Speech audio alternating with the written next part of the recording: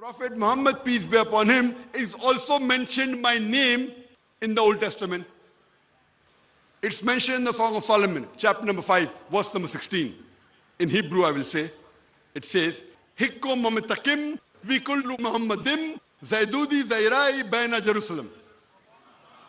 He is most sweet. He's altogether lovely. He's my beloved. He's my friend, O daughters of Jerusalem. Here, the name of Prophet Muhammad, peace be upon him, is there. It says Muhammadim.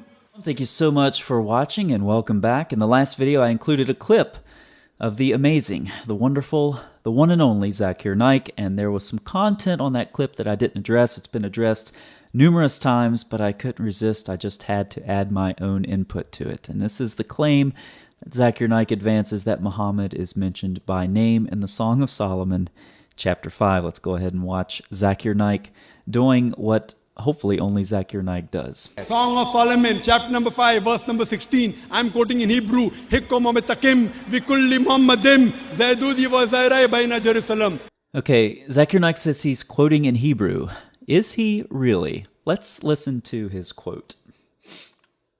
We'll start with just the first couple of words. Hikko mamitakim. Hikko mamatakim. Hikko mamatakim. Let's look at what the Hebrew actually says here.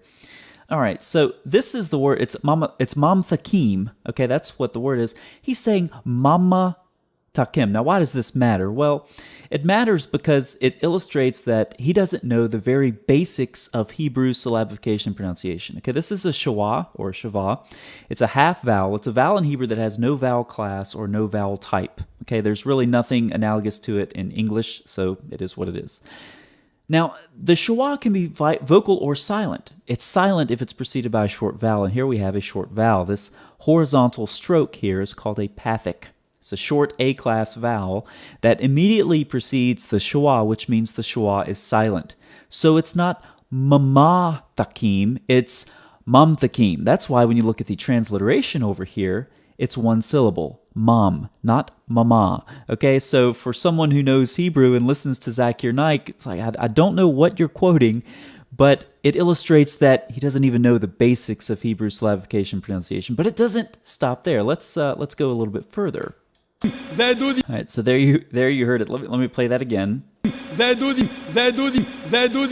you hear it that time? Zaydudi. Zaydudi. Okay. Zaydudi. You heard it. You heard it from Zakir Naik first. This is the word that Zakir Naik is referring to in Hebrew. Okay, it's a long O class vowel. Okay, this is a holem vav right here. It's not duty. Okay, okay. I'm not going to spend too much time on that because I'm not going to be able to keep my composure. Let's move on to the next one. There's an interesting phrase, Baina Jerusalem. Did you hear that? Let's listen to that again. Baina Jerusalem, Baina Jerusalem, Baina Jerusalem. Baina Jerusalem. What is he talking about? Let's go back to the Hebrew text. Right here we have banoth. Okay, and there's no J in Hebrew. Okay, let me drag the magnifier up again. So you have banoth, which is daughters, plural, construct form, daughters of, and then he says Jerusalem. I don't know what Jerusalem is. Okay, in Hebrew there's no J. If you're going to quote from the Hebrew, I'm quoting in Hebrew. Then quote the Hebrew. Don't add consonants that aren't in the Hebrew alphabet. There's a start. So the first consonant for Yah here, or for Jerusalem, is, the way it's translated in English, is a yod. Okay, it's Yerushalem. Or Yerushalayim is the other form that you'll see in Hebrew. So if you're going to quote Hebrew, then quote Hebrew. Don't quote English consonants forced into the Hebrew alphabet. Banoth. He doesn't say banoth. He says banai. Did you hear that? Baina. He says banai. Now, what is banai? Let's look at the Hebrew Bible elsewhere. Here we have all the sons of Perez. Sons of. Okay? Daughters of in the Song of Solomon. Sons of. Now, what is sons of in Hebrew? Over here, we have kol, banei. Okay, the plural construct form of sons is banei, of daughters, banoth. So Zakir Naik means to say, over here, he means to say banoth in the Song of Solomon, but instead he's saying banei. He means to say daughters of Jerusalem, but he says sons of. So, what do we know from this so far? Well, we know that we're on very good grounds. I mean, for me, I want to learn Hebrew. I want to learn what the Hebrew Bible says from someone who doesn't even know how to pronounce basic Hebrew words. I want to learn Hebrew from someone who doesn't even know basic Hebrew pronunciation and syllabification. That's what I want to do. And what we know from this short quote that Zakir Naik attempts to render in Hebrew, what we know is that we are on very good grounds for believing what Zakir Naik says about finding the name of Muhammad in Song of Solomon 5:16. I mean, what more credible source could you go to? So you may look at my screen here and say, Song of Solomon 5:16, I don't see Muhammad in the English translation. Okay, I have the words highlighted for the Hebrew and the English, but it doesn't say Muhammad. But Zakir Naik says Muhammad is mentioned by name, so what's going on here? Well, here's what's going on. You're not using the right translation. Maybe you're using some translations like the ESV or the New King James, or the NIV. What you need to use is the ZNT. The ZNT. That is the Zakir Naik translation. Okay? Now, you may say, well, I don't know where this translation is. How do I find? Well, it's only for academics, okay? It's not for you common people. It's just for people like Dr.Zakir Naik. So what I've done for you is I've run a search of where this term occurs in Hebrew. And you can see, let me switch to English. Now, I'm still in the ESV. I'm not in the Zakir Naik translation, but I want to show you that in all of the places this word occurs, and nowhere is it translated as Muhammad, okay? But that will change when we look at the Zakir Naik translation. So I'm going to take some of these references and I'm actually going to look them up in the Zakir Naik translation and post them on the screen for you. Okay, so let's see what the Zakir Naik translation, the ZNT, has to say about some of these texts. All right, now first of all, we'll start off with the obvious Song of Solomon 5:16.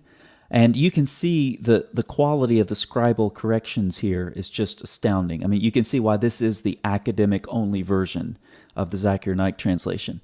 His mouth is most sweet, and he is altogether Muhammad.